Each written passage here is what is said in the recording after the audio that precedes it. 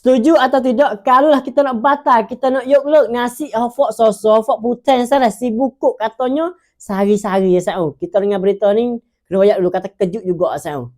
Si bukuk sehari ya sana. Kejut sungguh.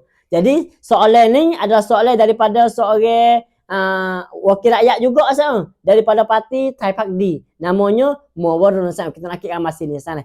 Jadi kita nak bisa sampai lagu ni dulu. Katanya sosok ataupun putih itu sana. Duit gaji dia tu ada dah 1.000 lebih. 120.000 bah tak silap kita sana. Sebulan. Lalu itulah sana bila dia pergi banding duit hari ye makan fok yo ni, harga makan fok sosok ni lain daripada duit gaji dia sana.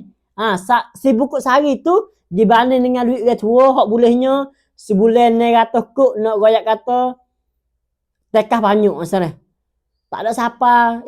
Guys, 900 kut dengan sebulan dengan si bukuk sehari saya. Fikir mik lah. Lepas tu pula bila dia pergi banding pula dengan budak sekolah, 20 lebih sehari harga nasi, sedekah hafak sosok, hafak putih ni sana. Si bukuk sehari. Banyak makan nasi apalah tak tahu saya. Lalu itulah saya ada pepatah daripada Kun Sontik yang katanya duit gaji cara ni 1.000 lebih dah. Mami panja sekap kau kin eng. Gopo Melayu kata mami panja sana. Tak ada tak ingat asal. Jadi nak kata lah, duit gaji mahal cara ni 1.000 dah sebulan. Nak make duit tu nak beli nasi makan sendiri tak boleh lagi. Allah nak kata lah asal. Bagi saya nampak lagu mana, comel atau tidak. Kalaulah kita nak batal duit makan hari si bukuk sehari tu, hafak sosok ataupun hafak putih asal. Bagi kita pasal setuju sangat-sangat asal.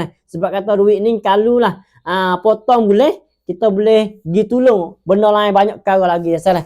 Jadi nak sapa hari ni sana. Puasa kejut sungguh sana. Wassalamualaikum warahmatullahi wabarakatuh.